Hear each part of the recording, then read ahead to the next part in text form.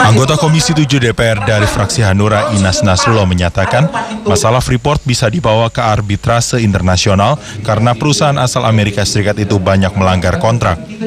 Inas kembali menegaskan, Komisi 7 DPR menolak rencana PT Freeport Indonesia melakukan divestasi saham melalui initial public offering atau penawaran saham perdana. Penawaran saham melalui IPO tidak sesuai dengan tujuan divestasi. Penegasan ini dilontarkan Inas dalam diskusi publik bertajuk Freeport Bikin Report di Jakarta. Inas menandaskan, jika IPO dilakukan, McMoran bisa menyewa atau menyuruh orang lain untuk membeli saham Freeport. Ia yakin Indo Cooper adalah bagian dari Freeport. Nah itu harus dibuka, di kontrak karya itu harus dibuka. Tetapi mereka sudah sepakat, sudah sepaham untuk IU, gitu loh. Nah kemudian, ini kan lantas dipilih-pilih seorang pengen buru-buru, tidak.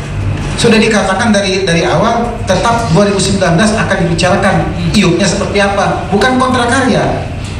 Keputusan penolakan skema IPO Freeport telah diambil berdasarkan kesepakatan pimpinan dari seluruh kelompok fraksi di Komisi 7 DPR.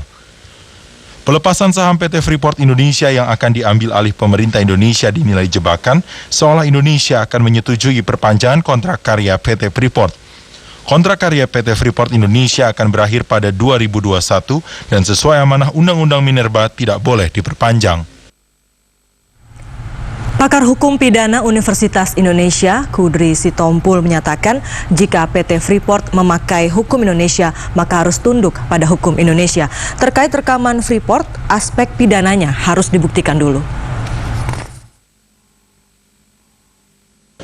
Pakar Hukum Pidana Universitas Indonesia, Kudri Sitompul menyatakan jika Freeport memang terbukti melakukan pelanggaran, maka hal itu bisa dibawa ke arbitrase internasional.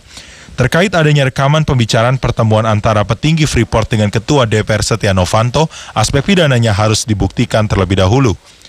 Kudri Sitompul menilai pertemuan itu menjadi skandal yang berbahaya jika Novanto terbukti menjual kewenangan dengan mencatut nama Presiden dan Wakil Presiden. Pelanggaran terjadi jika Ketua DPR yang merupakan pejabat negara memberikan suatu janji kepada pihak lain untuk kepentingan yang diduga pribadi. Mengenai aspek pidana, itu harus dibuktikan dulu apakah perekaman, transkrip, dan perbuatan itu memang betul adanya seperti itu. Kalau memang sudah betul itu, kita baru bisa jelas tahu siapa yang melakukan pelanggaran undang-undang korupsi atau tidak. Kudri Sitompul mengingatkan Mahkamah Kehormatan Dewan NKD DPR harus transparan untuk membuktikan rekaman tersebut.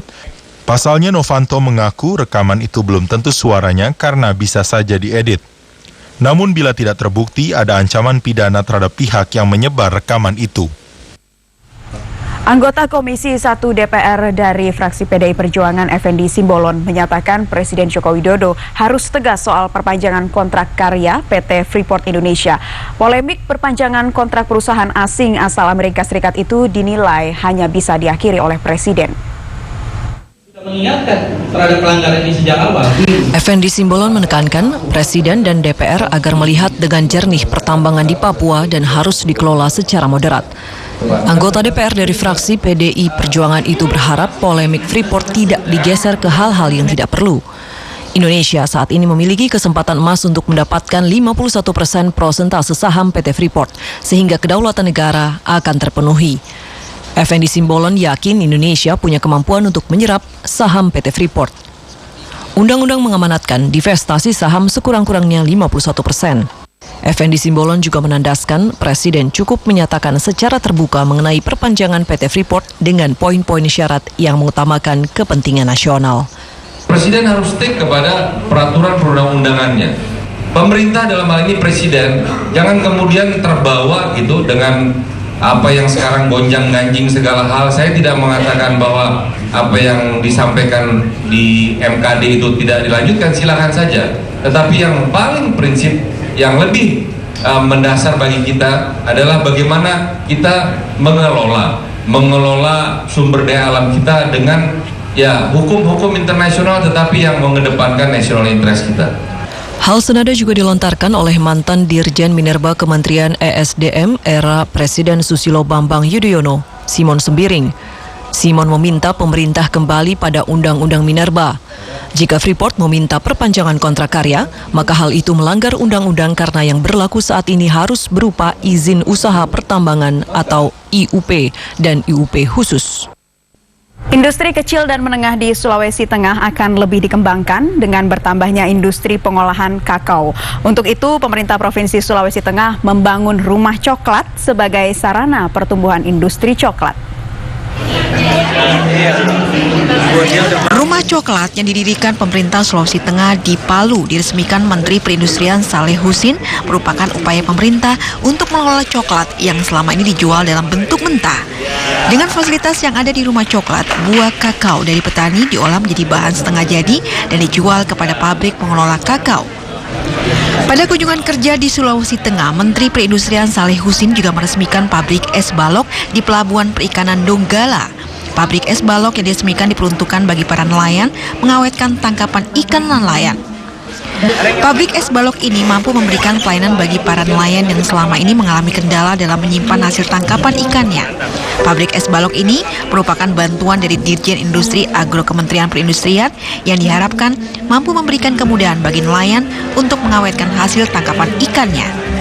Selama ini mereka sangat kesulitan untuk mendapatkan es, dalam hal ini es untuk dapat mendinginkan ikan mereka agar bisa bertahan lebih lama. Nah, di samping itu juga kami datang ke sini juga ke misalnya rumah coklat ini, kan kita tahu bahwa Sulawesi Tengah merupakan salah satu penghasil coklat terbesar di Sulawesi di Indonesia. Selain mengembangkan industri coklat, IKM di Sulawesi Tengah saat ini juga mengembangkan industri makanan dan minuman dari bahan baku lokal, hasil pertanian dan kelautan. Pengembangan industri yang dilakukan IKM Sulawesi Tengah telah mampu memenuhi kebutuhan lokal dan dijual ke berbagai daerah di tanah air. Saudara, Ketua Umum Pengurus Besar Tako Indonesia Nurdin Tampu-Bolon menegaskan Provinsi Sumatera Utara memiliki bibit-bibit atlet karate potensial. Hingga saat ini bahkan pernah menjadi lumbung atlet karate yang menjuarai event regional, nasional maupun internasional. Ketika melantik pengurus Provinsi Tako Sumatera Utara di Medan, Nurdin Tampu-Bolon menyatakan guna mencapai kembali sukses yang diraih karateka Provinsi Sumatera Utara, kerja keras para pengurus sangat dibutuhkan dalam menjaring atlet karate melalui event-event yang melibatkan seluruh atlet karate tingkat kabupaten kota. Nurdin Tampu-Bolon mengatakan Tako yang ikut mendirikan Forky telah memberi kontribusi besar kepada bangsa dan negara. Dikatakan daerah-daerah kabupaten dan kota di Sumatera Utara selama ini menjadi lumbung atlet karate potensial. Kita sudah melantik daripada pengurus Karate Do Tako Provinsi Sumatera Utara. Mudah-mudahan mereka bisa mengangkat dari prestasi-prestasi yang bisa dibanggakan oleh Sumatera Utara dan juga dibanggakan oleh bangsa kita. Saya percaya bahwa mereka itu punya kemampuan untuk itu. Dan pemerintah juga dalam hal ini Provinsi Sumatera Utara maupun nanti Pengcap itu bisa berkontribusi besar kepada peningkatan daripada prestasi olahraga di bidang karate. Pada pelantikan tersebut diberikan bantuan kepada atlet Tako Sumatera Utara yang berprestasi baik pada tingkat regional, nasional maupun internasional. Saudara, pembangunan infrastruktur khususnya sarana transportasi menjadi salah satu program